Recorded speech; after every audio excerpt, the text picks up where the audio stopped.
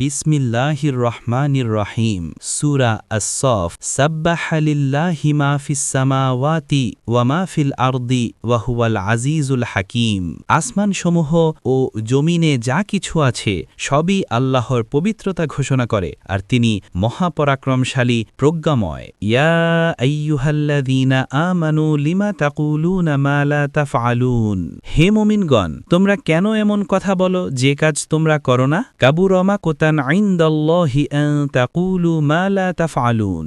আল্লাহর কাছে সবচেয়ে ঘৃণিত বিষয় হলো তোমরা এমন কথা বলো যা তোমরা করো না। ইন্নাল্লাহা ইউহিব্বুল্লাযীনা ইউকাতিলুনা ফি সাবিলিহি সাফফান কাআন্নাহুম বুনিয়ানুম মারসুস।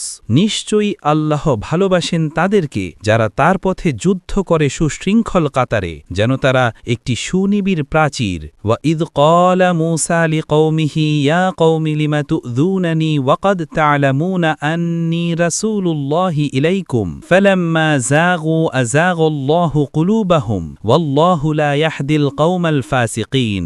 আর যখন মূসা তার সম্প্রদায়কে বললেন, হে আমার জাতি, কেন তোমরা আমাকে কষ্ট দিচ্ছ অথচ তোমরা জানো যে আমি আল্লাহর রসূল তোমাদের নিকট? তারপর যখন তারা বিপথগামী হল, আল্লাহ তাদের অন্তরকে বিপথগামী করলেন, আর আল্লাহ অবাধ্য জাতিকে হেদায়াত দেন না। সংক্ষিপ্ত তাফসির। ১ আয়াত ১ আকাশ জমিনের প্রতিটি সৃষ্টি আল্লাহর মহিমা ঘোষণা করে। ২ আয়াত ২ থেকে ৩ মুসলমানদের সতর্ক করা হয়েছে যেন কথায় আর কাজে ভিন্নতা না থাকে।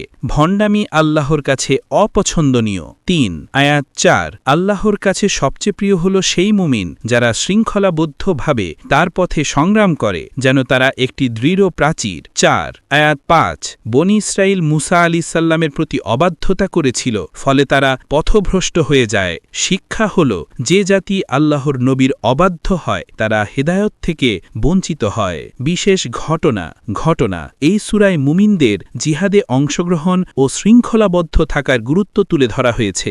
বিশেষ করে উহুদ যুদ্ধে মুসলমানরা যদি একত্রে দৃঢ় থেকে যেত তাহলে তারা পরাজিত হতো না। এজন্যই আল্লাহ মুমিনদেরকে সতর্ক করেছেন কথায় আর কাজে যেন ভিন্নতা না থাকে এবং আল্লাহর পথে যেন তারা কাতারবদ্ধ হয়ে দৃঢ়চিত্তে সংগ্রাম করে।